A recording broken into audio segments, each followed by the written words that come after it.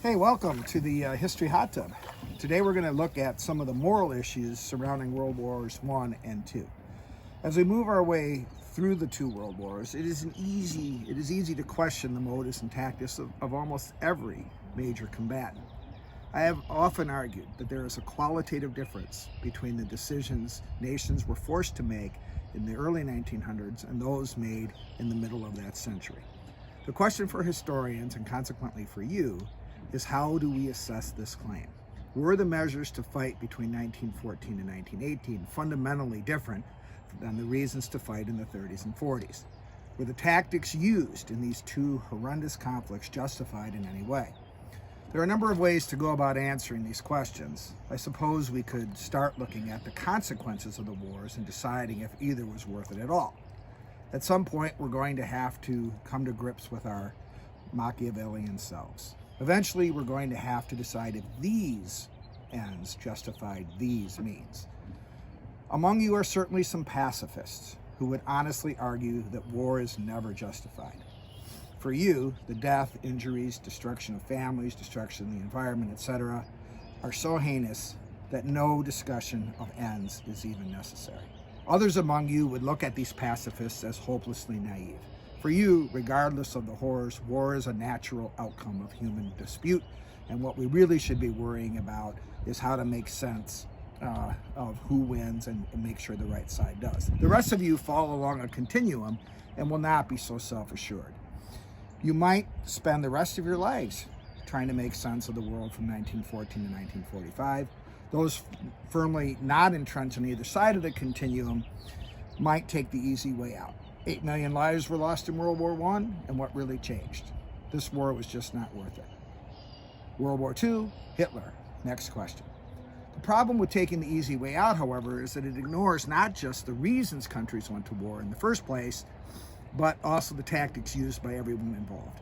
Even if we can dismiss World War II question by claiming that Hitler and the Japanese, based on their collective atrocious human rights record, obviously had to be stopped. Then you are giving carte blanche to the combatants to go full-blown Machiavelli. Whatever had to be done to stop Hitler and the Japanese was okay by you.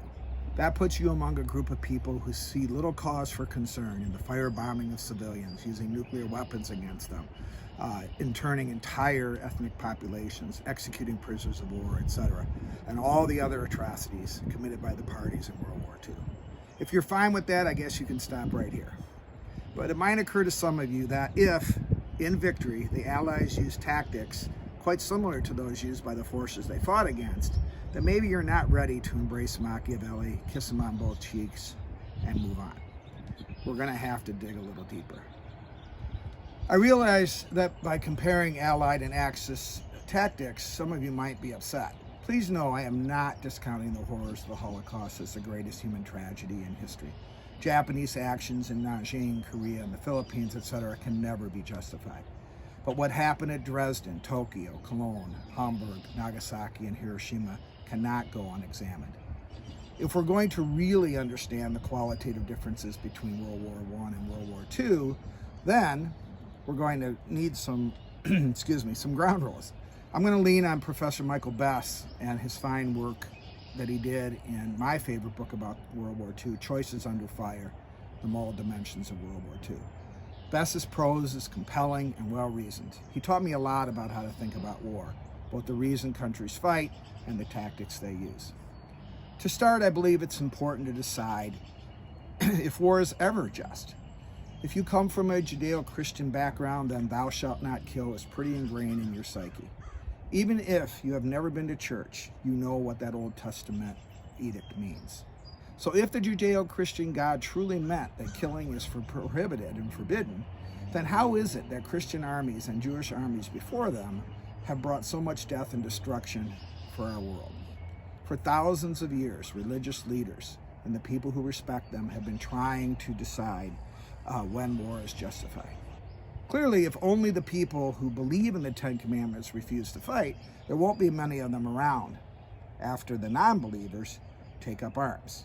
I guess I could cue the John Green Mongol montage here. So over the years, a set of 7 questions have been developed to test whether going to war and how you fight it once you're there is justified. Best divides these 7 questions into 2 groups. The first 5 questions help us understand if going to war is okay. Number 1, will going to war defend against unprovoked aggression or protect the weak? Number 2, is the entity going to war a legitimate government? Number 3, have all peaceful alternatives to solving the problem been exhausted? Number 4, does going to war have a reasonable chance of success? And number 5, are the casualties and destructions of the war in proportion to the good a country expects to gain by going to war?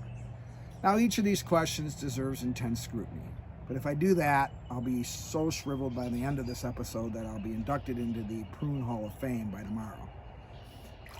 But let's quickly run through each of them as they apply to the American decisions to enter the 2 world wars. First, was entering these wars an effort to defend against unprovoked aggression or defend the weak? Let's get World War II out of the way. First, we can clearly answer here. The attack on Pearl Harbor can be argued to have been an unprovoked aggression. And many people argued for a long time that the U.S. should have entered this war to protect the Jews from Hitler, which also would have been justified. American entry into the conflict was assured. For World War I, however, the answer is less clear. It's hard to call the sinking of the Lusitania unprovoked aggression. After all, the United States was using passenger ships to transport military hardware in violation of international law. If anything, despite its awful consequences, the Germans were probably legally justified in sinking these ships that were bringing war material to their enemies. So in this brief analysis, it is far less clear that the Americans were justified in going to war in 1917 than they were in 1945. The second question is easy. The United States was a legitimate government during both wars, so that test is passed. The third question asked us to determine if all peaceful alternatives had been exhausted. Here too, in both cases, it seems that diplomatic efforts were unlikely to succeed. Woodrow Wilson spent most of the war trying to resolve it peacefully through diplomacy, and American efforts to negotiate with the Japanese were answered rather brutally on December 7th of 1941. The fourth question asks us whether there was a reasonable chance to succeed. In both cases, I think we again have to answer yes. The United States, heading into both conflicts, was an industrial juggernaut. Our ability to outproduce nearly exhausted Germany by the time we entered the wars was not in doubt. Winning, of course, was not assured in either case, but there was a reasonable chance to succeed for sure. Finally, would the costs in lives and property be in proportion to what we hope to gain? Like question 1, I think we can answer yes for World War II. Whatever number of American lives were lost to defeat Hitler and Germany were acceptable. The question for World War I is far less clear. Exactly what did the United States have to gain by entering World War I? The Germans posed no tangible threat to American shores. The Zimmermann telegram can hardly be considered to have posed a serious threat to the country. If you want to argue that the assets of American banks were very much at risk if the Germans should win the war, then you're going to have to convince 125,000 families that the loss of their son or daughter was done to save some bankers. In this brief analysis, entering World War I is only justified on 3 of the 5 measures, while World War II passes on all 5. We can move on to Best's final 2 questions, which relate to the manner in which the wars were conducted.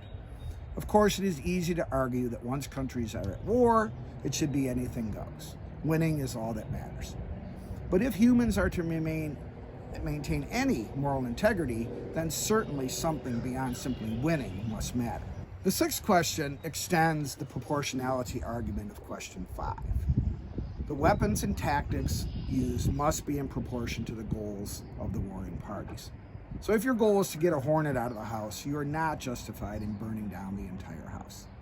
In World War I, even as awful as the conditions were, it can be argued that the American weapons and tactics used indeed were proportionate to their aims. But this time, it's World War II that provides us with much murkier waters. If the aims were to destroy Hitler's Nazi regime and the Japanese imperial war machine, it is not so clear that firebombing cities and killing hundreds of thousands of civilians was in proportion to the American aims. The seventh question asks whether civilians were directly targets of the war effort. Here again, in World War I, the direct targeting of citizens was really pretty rare. In World War II, however, it became a dominant strategy. First by Hitler and the Japanese, and then closely followed by the British and the Americans. And this is why it is so difficult for some historians to defend Allied actions in the last years of the war. If you want to be the good guys in a war, you need to always be the good guys. And while the sheer number of civilian deaths caused by Hitler and the Japanese far outpaces those killed by the Allies, it is easy to understand why people question the moral decision making by all sides in World War II. There have been countless books written on the decisions to firebomb cities and to drop atomic weapons on civilian targets. There are powerful strategic arguments to be made here. But when we are evaluating behavior during wartime, it seems to me we have to go far beyond those strategic arguments in deciding whether actions are justified. What separates the good guys from the bad guys are the moral principles we bring to the conflict. If we are unable to do this, then we will have to concede that George Orwell was spot on when he wrote, "As I have pointed out already, the sense of right and wrong becomes unhinged. There is no crime, absolutely none, that cannot be condoned when our side commits it. Even if one does not deny the crime has happened, even if one knows that it is exactly the same crime as was committed by the other side, even if one admits in an intellectual sense that it is unjustified, still one cannot feel it is wrong. Loyalty is involved, and so pity ceases to function." Thanks for watching, and I'll see you next time in the History Hot Tub.